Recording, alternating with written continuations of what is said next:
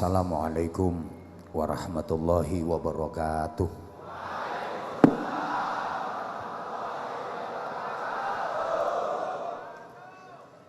Bismillahirrahmanirrahim. Alhamdulillahi rabbil alamin wa kafa. Alladzi an'ama alaina wa hada. Wassalatu wassalamu ala nabiyyil mustafa Sayyidina wa maulana Muhammadin al-mujtaba wal muqtafa wa ala alihi wa ashabihi. Subhanaka la ilma lana illa ma 'allamtana innaka antal alimul hakim. Rabbi shrah li sadri wa yassir li amri wahlul 'uqdatam min lisani yafqahu qawli waj'al li waziran min ahli. Rabbana atina fid dunya hasanah wa fil akhirati hasanah wa qina adzaban nar wa adkhilnal jannata ma'al abrar bi rahmatika wa fadlika ya azizu ya ghaffar ya halimu ya sattar ya rabbal alamin. Amma ba'd. Janabal kurama, para imam-imam masjid, pimpinan-pimpinan majelis taklim, semuanya yang kita ta'zimi, pengurus cabang istimewa Nahdlatul Ulama Korea Selatan yang berkesempatan hadir, dari Tanfidiyah, Syuriah, berikut kelembagaan dan penom-penomnya, semuanya yang kita hormati, ketua dan seluruh pengurus komunitas Muslim Indonesia Korea Selatan yang kita banggakan, ketua dan seluruh pengurus organisasi-organisasi yang ada, semuanya yang kita cintai, Bapak, Ibu, Mas-mas, Mbak-mbak, adik-adik, ikhwatal iman, seluruh jamaah saudara-saudaraku, mudah-mudahan senantiasa dikaruniai hidayah, ma'unah, maghfirah, rahmat, barokah dan ridha Allah Subhanahu wa taala. Mudah-mudahan semuanya berhak mendapatkan syafaatnya Rasulullah. Mudah-mudahan semuanya dipanjangkan umurnya, disehatkan badannya, dikuatkan batinnya, dimantapkan Islamnya, dikokohkan imannya, dimuliakan akhlaknya, diistiqomahkan ibadahnya, disempurnakan takwanya, dimudahkan urusan-urusannya, dilapangkan dan dilancarkan rizkinya, dimuliakan, diselamatkan dan dibahagiakan dunia akhiratnya. Alhamdulillah, silaturahim akbar KMI Korea Selatan terasa istimewa dan sangat spesial karena bertepatan dengan tanggal dan bulan istimewa, ialah 12 Rabiul Awal. Hari ini 12 Rabiul Awal, tanggal dan bulan di mana Rasulullah Muhammad sallallahu alaihi wasallam dilahirkan. Sungguh sangat spesial karena kalau bukan karena Rasulullah, jagat raya semesta ini tidak akan diciptakan oleh Allah Subhanahu wa taala. Laulaka ya Muhammad ma khalaqtul aflaq andaikan bukan karena engkau wahai Muhammad, aku Allah tidak akan menciptakan semesta raya. Maka wajib hukumnya bagi kita untuk bersyukur dan bergembira serta berbahagia atas kelahiran baginda Nabi Muhammad sallallahu alaihi wasallam. Ketika Nabi Muhammad dilahirkan, para malaikat menyambutnya dengan riang gembira, dengan penuh kebahagiaan. Sementara setan-setan, ini ada yang datang nggak ini setannya? Marahnya luar biasa, bencinya luar biasa atas kelahiran Nabi Muhammad. Maka kalau ada orang yang bahagia dengan kelahiran Nabi Muhammad, berbahagia, bergembira, menyambut kelahiran Nabi Muhammad, nah itu berarti temannya malaikat. Tapi kalau ada yang nggak suka, kalau ada yang benci, marah-marah dengan peringatan Maulid Nabi, berarti temannya. Nah, simple saja. Orang yang sekelas Abu Lahab, yang dilaknat Allah, diumpat Allah, dicaci maki Allah, dan itu diabadikan dalam Al-Quran. Sampai ada satu surat yang namanya surat Al-Lahab. Tabbat yada abi lahabi wa tab. Orang sebejat Abu Lahab pernah bergembira ketika mendengar kelahiran Nabi Muhammad.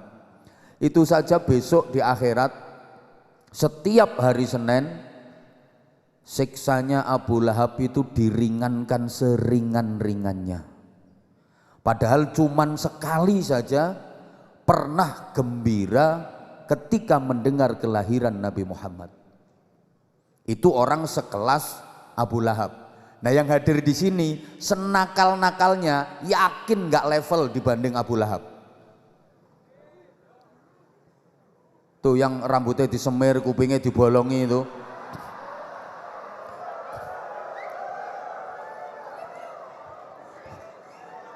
Tubuhnya kayak kebun binatang.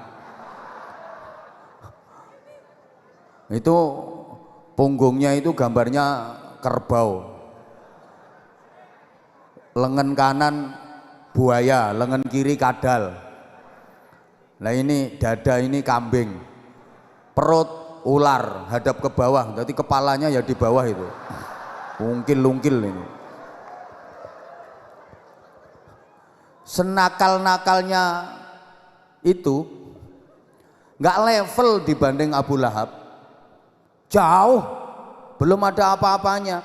Abu Lahab yang begitu bejat aja pernah gembira sekali mendengar kelahiran Nabi Muhammad. Itu dapat hadiah luar biasa.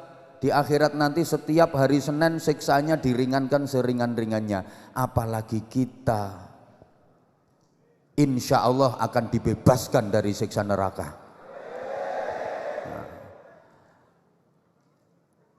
Nabi Muhammad itu wulida hasanan tamman wa nasya'a hasanan tamman wa syaba hasanan tamman. Itu kok manggut-manggut ngerti artinya? Enggak ngerti, mantuk-mantuk. Nabi Muhammad itu lahirnya baik sempurna, menjadi remaja baik sempurna, dewasa makin baik makin sempurna. Dan klimaks dari kebaikan dan kesempurnaan Nabi Muhammad tergambar dalam ayat Al-yawma akmaltu lakum dinakum wa atmamtu alaikum ni'mati wa raditu lakumul islam dina.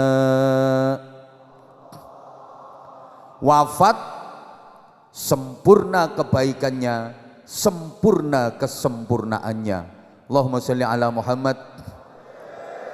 Kebaikan sempurna dari Nabi Muhammad itu lurus, stabil, sedikit pun nggak ada jeleknya, nggak ada buruknya. Nabi Muhammad nggak pernah nakal, nggak ada jeleknya sedikit pun, baik sempurna. Nah kalau kita, sebaik-baiknya kita pasti pernah nakal, pasti ada jeleknya, betul? Walaupun sudah dipanggil Ustadz, gelarnya LC MPDI,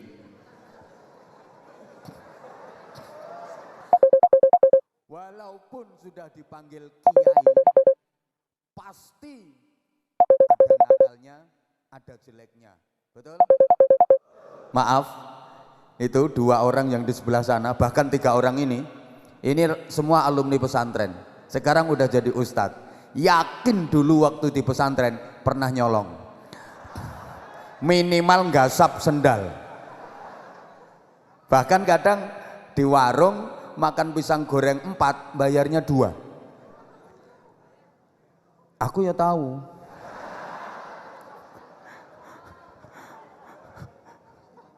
Pengalaman memang. Saya pernah nyuri mangga, makanya sekarang sponsor saya sarung cap mangga.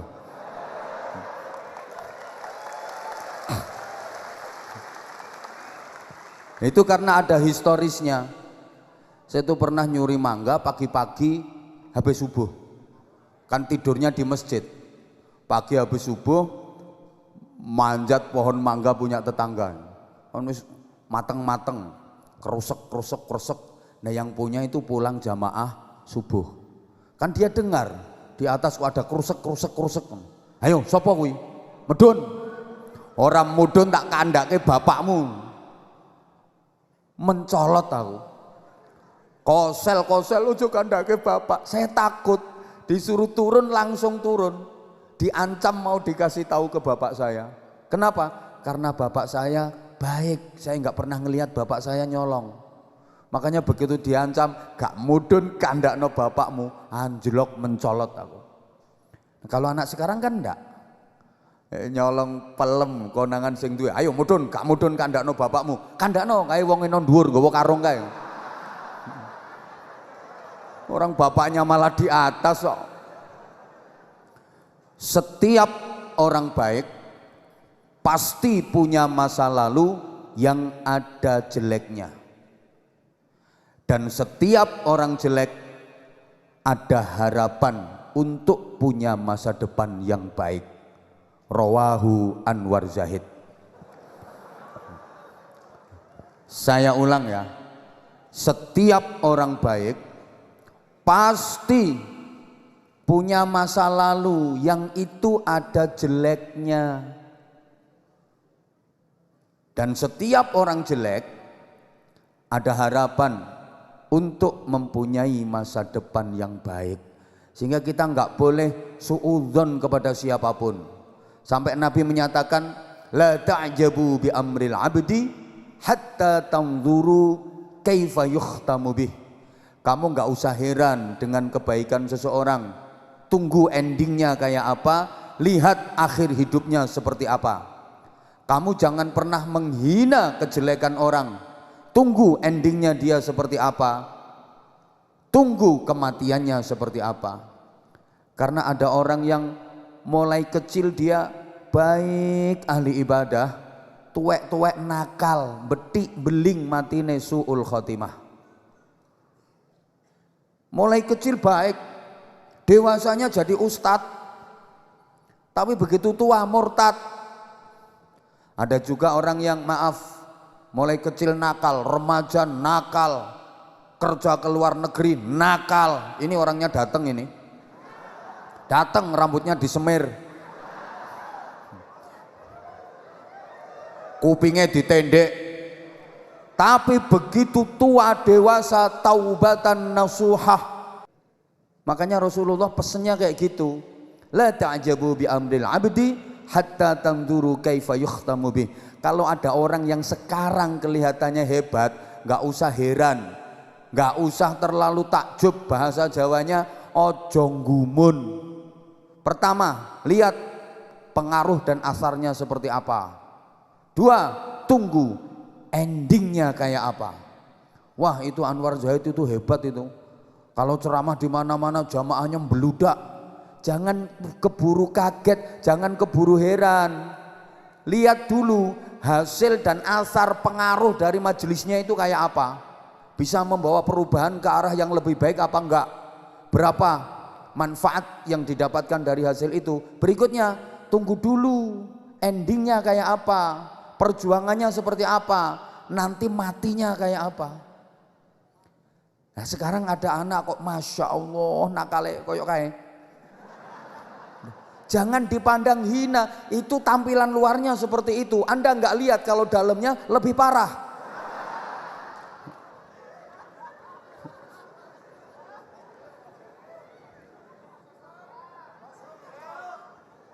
Maka manusia itu yang dinilai bukan hidupnya tapi matinya. Sampai yang diperingati juga kematiannya, namanya peringatan haul.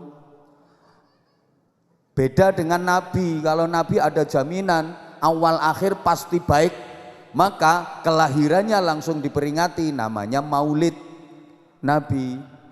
Nah kalau manusia ditunggu matinya dulu seperti apa, karena sebaik-baiknya manusia hidup di dunia, kalau matinya mati jelek, yang nggak ada yang mau memperingati haulnya, betul?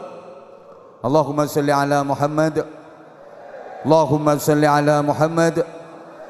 Nah, Nabi Muhammad itu dijadikan sebagai uswatun hasanah, teladan kebaikan dalam seluruh aspek kehidupan, agar kita menjadi manusia yang baik, benar, serta diridhai Allah Subhanahu wa ta'ala. Qaulan wa fi'lan wa takriran, ucapan, tindakan, dan ketetapan Rasulullah menjadi teladan dalam kehidupan. Nah, petunjuk-petunjuk dari Nabi Muhammad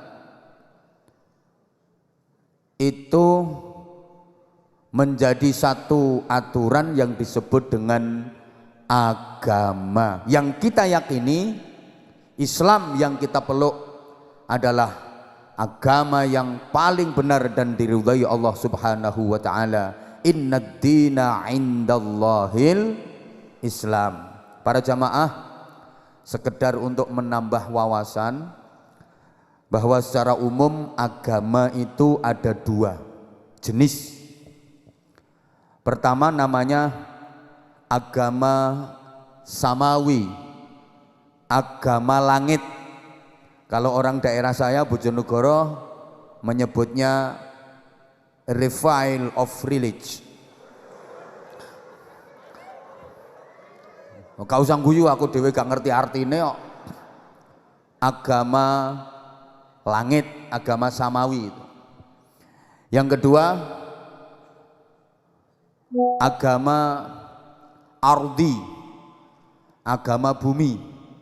Kalau orang daerah saya mengatakannya natural of religion, the air of religion. Weh gak ngerti, ora usah guyang-guyu kayak. Agama samawi atau agama langit itu agama yang berdasarkan wahyu dari Allah Subhanahu wa ta'ala, disampaikan melalui malaikat Jibril kepada para nabi dan rasul, mulai Nabi Adam alaihi salam sampai puncaknya Rasulullah Muhammad sallallahu alaihi wasallam. Itu semua agama samawi. Dari semua agama samawi yang ada disempurnakan menjadi agama Islam. Allahumma sholli ala Muhammad. Kalau agama ardi, agama bumi itu ya kayak, maaf contohnya Hindu, Buddha, Konghucu. Kalau di Jepang ada Shinto namanya. Tahu kalau Korea sini apa agamanya saya nggak tahu. Apa? Oh sodron. Udah. Semua agama punya Tuhan. Kita umat Islam Tuhannya Allah Subhanahu wa ta'ala. dan kita wajib mengiktikati, meyakini tidak ada Tuhan selain Allah, tidak ada yang berhak disembah, diibadahi selain Allah. La ilaha illallah. Nah, saudara kita yang Kristiani itu Tuhannya Trinitas. Ada Tuhan Bapa, Tuhan Anak, Roh Kudus. Kalau umat Hindu Tuhannya Trimurti, Brahma, Wisnu, Siwa. Menurut kepercayaan mereka, Brahma itu pencipta, Wisnu itu pemelihara, Siwa itu penghancur, perusak. Kalau umat Buddha ada Tuhan kecil, ada Tuhan besar. Tuhan kecilnya Dipayana, Tuhan yang besar Mahayana. Kalau orang Jepang yang agamanya Shinto itu punya Tuhan namanya Amaterasu Ohomi Kami. Dia punya anak menengok tak antemi pisan. Iku nek ku ngapalno suwe mbok guyu. Nah, Amaterasu Ohomi Kami. Loh, punya anak laki-laki namanya Ninikomi Mikoto. Punya anak perempuan namanya Ninini no Mikoto. Punya anak lagi namanya Makoyoto. Punya anak lagi namanya Hirohito. Terakhir Ajinomoto. Kayak lo gara-gara kayak lo diomongi tenan-tenan no. Semua agama punya pedoman berupa kitab suci. Kita umat Islam, kitab sucinya Al-Quran. Kalau umat Kristen, kitab sucinya Bible atau Injil yang asli. Itu macam-macam itu, ada perjanjian baru, perjanjian lama, ada Lukas, Barnabas, Matius, Yohanes, macam-macam itu.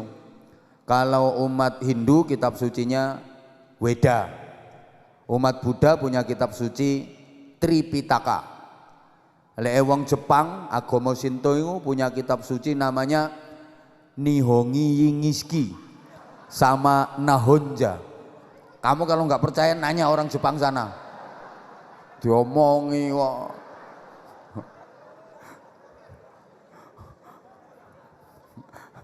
Ngguyu pisan kas tak sampluk salon lambemu. Iki aku ngapalno suwe mbok guyu. Kitab sucinya Nihongi Yingiski sama Nahonja.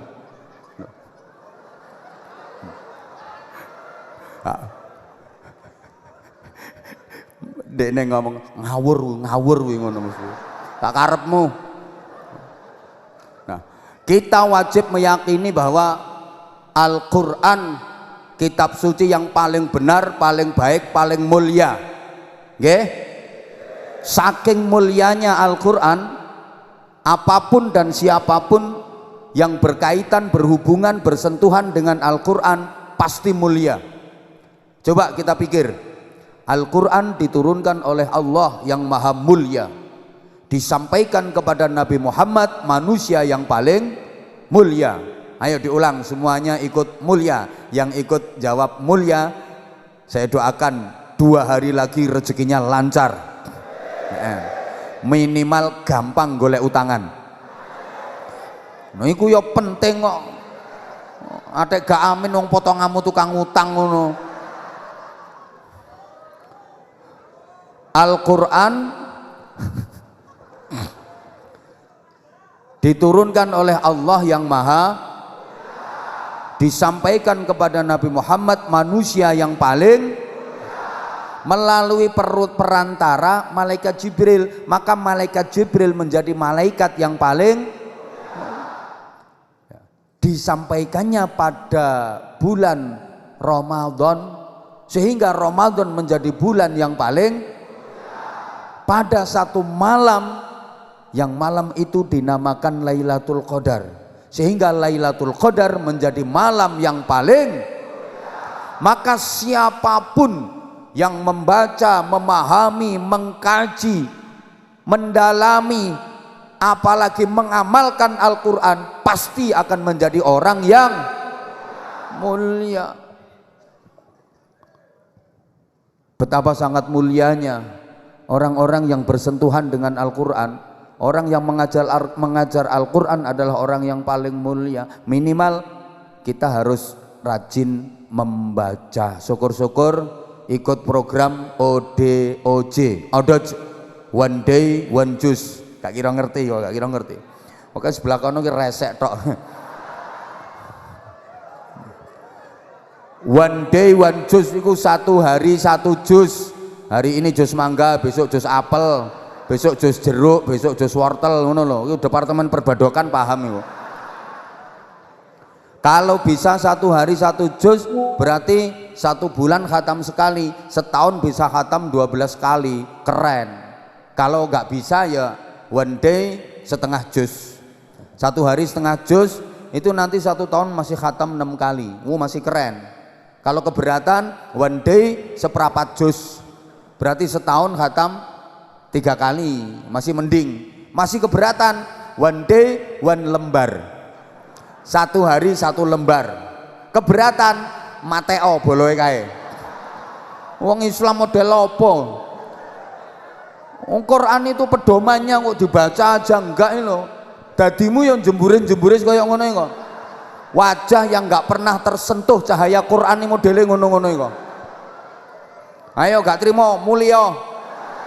Majelis ini tetap barokah tanpa kehadiranmu.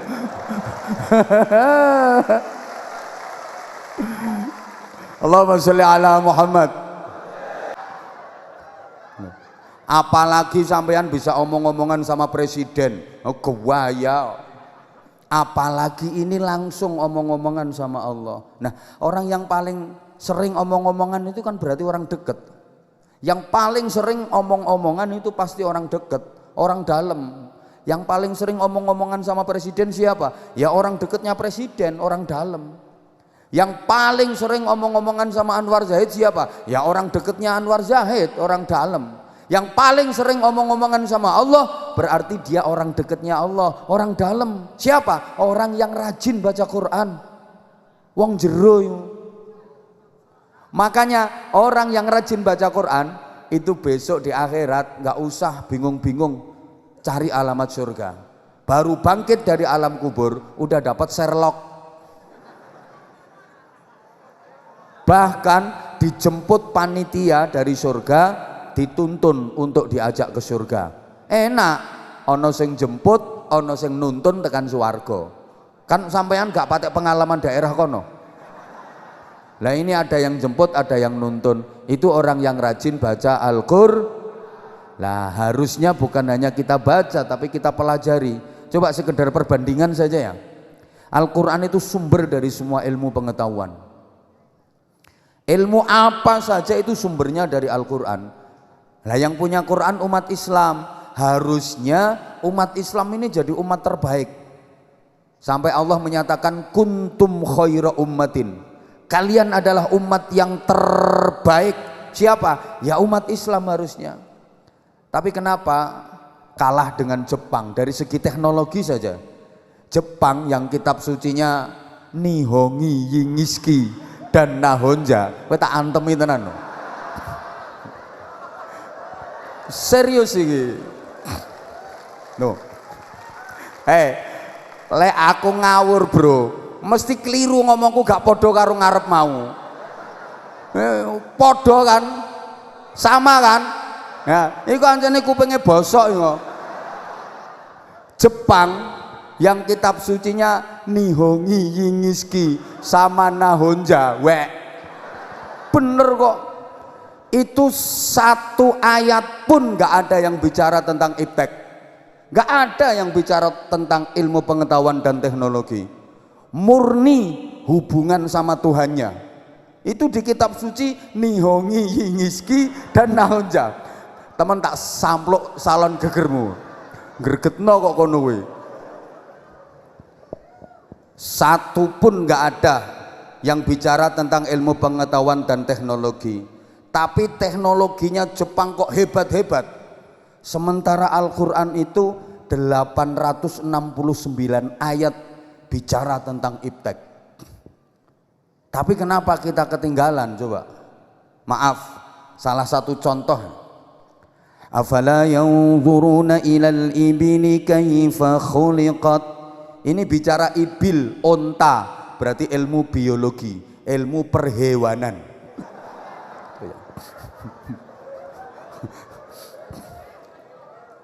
Wa ilas samai kaifa rufi'at, bicara sama langit, ini ilmu antropologi, gak kira ngerti ngono.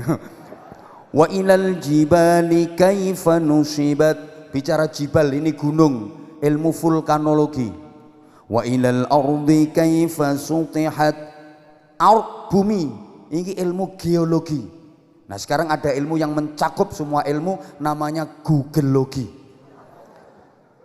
Itu alim banget itu Syekh Google radhiyallahu anhu itu. Alim banget. Lah anak sekarang itu suruh ngaji Fathul Qorib, Fathul Wahab itu males. Kitabnya kan Fathul WhatsApp, Raudatul Facebook, Kifayatul Instagram, Hidayatul Twitter sama Nihayatul TikTok itu. Berarti torikohnya torikoh internetiyah. Nah, Al-Quran itu 869 ayat bicara tentang ilmu pengetahuan dan teknologi.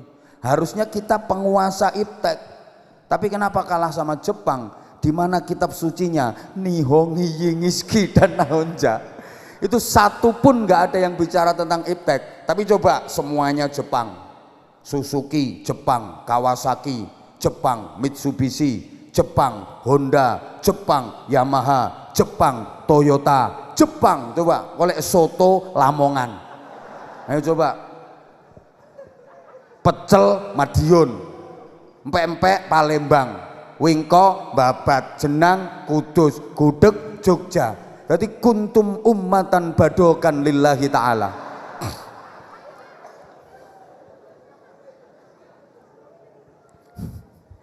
Allahumma sholli ala Muhammad. Udah. Iya.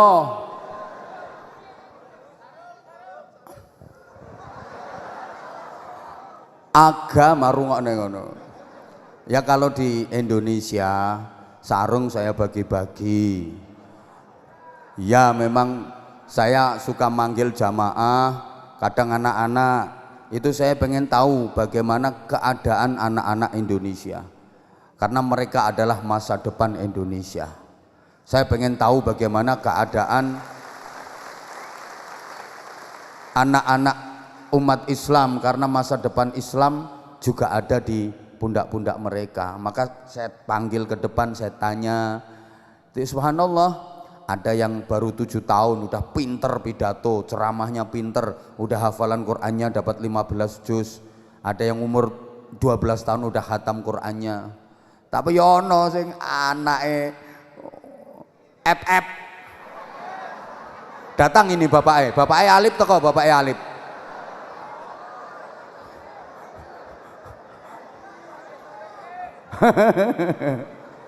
Nah itu saya pengen tahu kok ya. Terus kadang-kadang ada juga yang remaja, yang dewasa saya panggil ya, biar ceramah itu nggak monoton.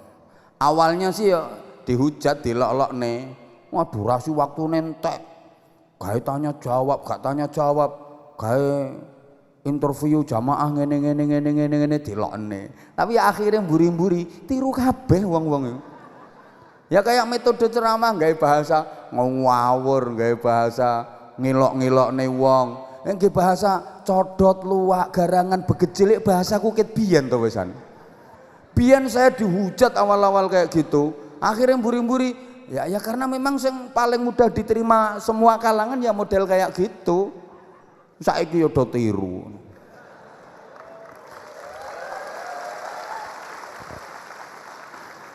Lah nek wis terbiasa dengerin ceramahnya Anwar Zahid mulai zaman dulu, ndak kaget, memang kayak gitu. Cangkeme Anwar Zahid wis ngono iku ket biyen. Allahumma sholli ala Muhammad. Oke, sekarang agama itu bisa tegak dengan 3 dimensi. Nah, tolong yang situ fokus konsentrasi ya. Ini materinya agak tinggi. Ya, kalau yang sebelah sini insya Allah nyandak lah. Tapi yang sebelah sana kan ketoro IQ-nya rendah-rendah. Jadi tolong mulai fokus dan konsentrasi.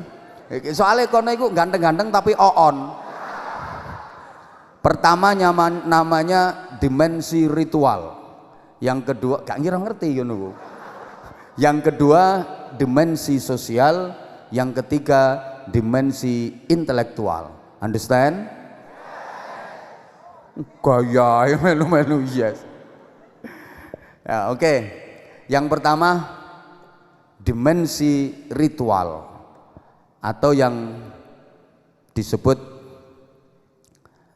ritus religius. Semua agama pasti punya.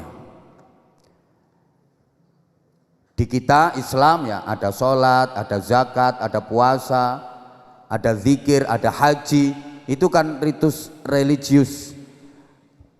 Wong Kristen ya duwe kayak kebaktian, misa dan sebagainya. Ono sing agama liya pakai yoga, pakai semedi, pakai mbah apa ae jenenge. Wong yang bukan agama aja punya kok. Kayak di Jawa itu kan ada kepercayaan semisal Darmo gandul. Ini darmonya harus katut, kalau nggak katut iso jadi gandul-gandul nanti.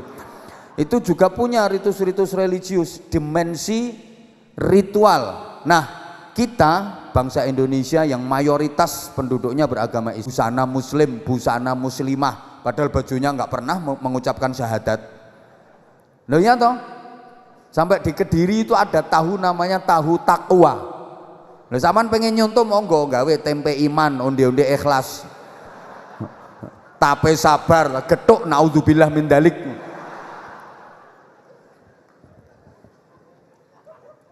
Orang kita itu suka kayak gitu. Nanti kalau ada maaf pohon cemara katanya pohon Kristen, padahal cemara nggak pernah dibaptis. Nanti kalau kurma katanya pohon Islam. Emang orang Kristen nggak boleh makan kurma? Ada yang over menurut saya. Sampai tanda palang merah di ambulan itu disebut salib gitu. Nah itu tanda internasional kok salib. Apalagi itu tempatnya bersemayamnya jin-jin kafir, koplak. Ini nyapot jin kok manggon ambulan ini jin bingung. Nah, sampai itu pernah yang rame juga di medsos, klepon diharamkan. Ngregetne wong klepon itu tombo udun no. Ini overacting namanya ini. Ya nggak harus kayak gitulah. Ya memang kita itu udah masuk ekstrim ritual. Semua dihubungkan dengan agama. Sampai maaf, bank aja sekarang ada bank syariah. Betul? Ekonomi syariah. Di kita itu banyak mauidhah hasanah tapi sangat sedikit uswatun hasanah. Coba acara di kita bangsa Indonesia itu acara apa yang nggak ada mauidhah hasanahnya? Hampir semua acara itu ada mauidhah hasanahnya. Semua event, semua majelis ada mauidhah hasanahnya. Ini liburan cusok aja mauidhah hasanah, keren nggak? Coba peringatan Maulid Nabi mauidhah hasanah. Nanti Rojabiyah peringatan Isra Mi'raj mauidhah hasanah. Menyongsong Ramadan mauidhah hasanah. Di bulan Ramadan ada peringatan nuzulul Quran mauidhah hasanah. Nanti lebaran halal bihalal mauidhah hasanah. Pemberangkatan haji mauidhah hasanah. Pulang syukuran haji mauidhah hasanah. Tahun baru Islam mauidhah hasanah. Semua mauidhah hasanah. Walimatul khitan mauidhah hasanah. Yang dikhitan rabi walimatul nikah mauidhah hasanah. Sepasar walimatul arus mauidhah hasanah. Mantene meteng walimatul hamil mauidhah hasanah. Mantene nglairno jenakno anak walimatul tasmiyah mauidhah hasanah. Akikah walimatul akikah mauidhah hasanah. Semua mauidhah hasanah. Dan saya udah pernah diundang acara itu semua. Saya yang belum tinggal satu mauidhah hasanah dalam rangka walimatul pegatan itu yang nggak pernah saya. Di mana-mana mauidhah hasanah. Tapi maaf, kenapa tidak bisa menjadi sarana turunnya hidayah? Nggak mampu merubah kesadaran masyarakat menjadi lebih baik. Sebab cuma mauidhah bukan uswah. Banyak orang yang pinter ceramah tapi nggak pinter jadi uswah. Pinter pidato tapi gak pinter jadi contoh. Wek guyumu kaya gak enak ngono mencep ngono. Kaya sing ngomong ngono lambemu.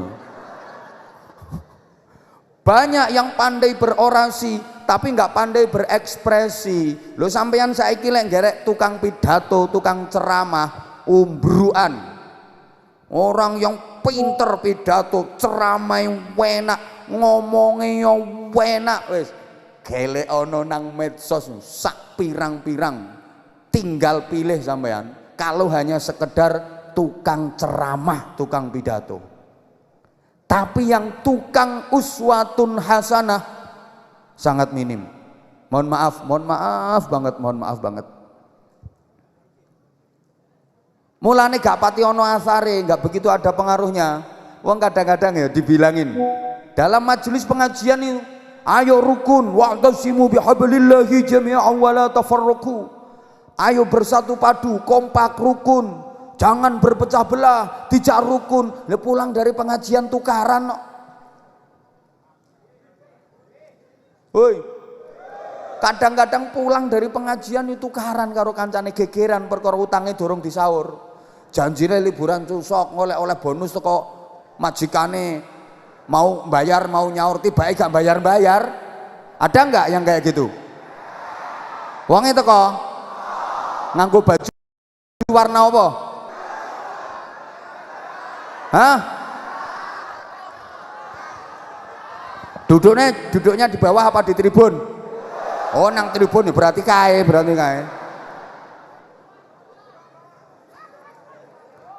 Wala yaghtab ba'dukum ba'dha. Jangan diantara kalian saling menggunjing, ojo ngerasani. Lho di majelis pengajian itu dibilangin ojo ngerasani. Lho kiyaine dorong mingkem lho, jamaahe ngerasani, gak tanggung-tanggung sing dirasani kiyaine. Ada enggak yang kayak gitu? Wong itu kok longgo ngisor tono tribun. Kae. Dikira aku gak ngerti dirasani. Lho kuwi Anwar Zahid temen ta. Kok malah ngono jare. Oh, lemu sithik jarene.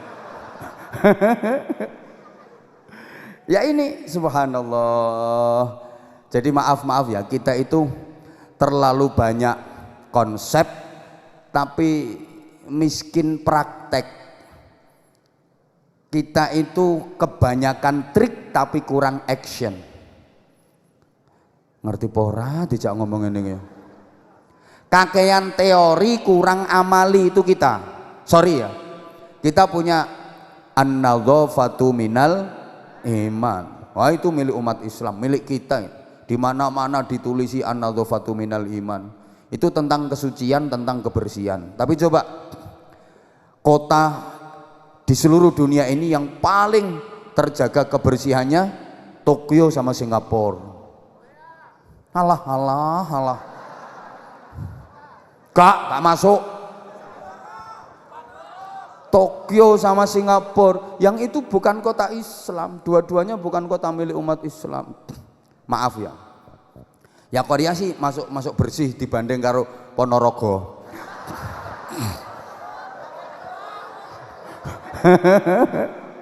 Loh, saya itu waktu ke Singapura ya, sama panitia diajak jalan-jalan naik kapal nenggone sungai, ya mesti mosok nenggone gerdu. Diajak jalan-jalan, wah masya Allah, itu airnya jernih, bening, sampai iwak cili-cili itu kelihatan. Saya nyari sampah satu pun nggak ada. Mau plastik, mau bekas botol air mineral, gak ada, saking beningnya. Sampai ikan kecil-kecil itu kelihatan. Lah nek nonggone Ponorogo, kali gak ketok banyune. Sing plastik, sing kertas, sing sampah, sing botol, sing katok, BH, softtek, masya Allah.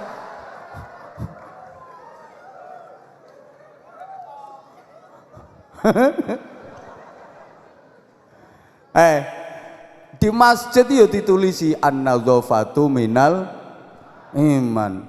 Tapi maaf banget, coba Coba sampean nang jedinge masjidmu, kok pesinge lho, standar internasional. Pesinge 17 derajat. Tapi tulisannya an-nadzafatu minal. Nah itu yang saya maksud, kita itu kaya konsep tapi miskin praktek. Maaf, kita punya as-sariqu was-sariqatu faqta'u aydiyahuma. Pencuri dipotong tangannya. Tapi kenapa? Pencuri kok masih merajalela? Yang dicuri duit rakyat, duit negara.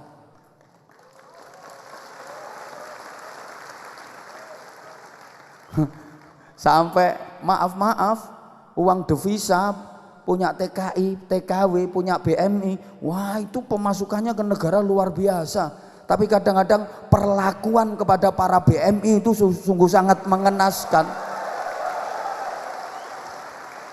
Loh bener, saya ini juga ikut memperjuangkan nasibmu. Kadang dipalak sana sini ndak karo-karuan. Wis tenang ae, Menteri Ketenagakerjaan wis tak garap iki. Loh, samane gak percaya dibilangi kok. Bener. Undang-undang dan perlindungan ketenagakerjaan ini tak perjuangkan wesan. Masih aku dudu DPR, aku mbelani dapuramu koyo model ngene-ngene iki. Allahumma sholli ala Muhammad. Loh coba, negara yang paling aman dari tindak kriminal itu Belanda sama New Zealand. Belanda sama Selandia Baru. Coba, yang itu juga bukan negara Islam. Coba saya aku tanya dijawab, mesti jawabannya bodoh. Di tempat manakah orang paling sering kehilangan sandal? Masjid. Lah katanya masjid itu rumah Allah, Allah maha melihat. Lah sandal kok sering hilang? Lah sing juguki yo kae ngelumpukno kono kae.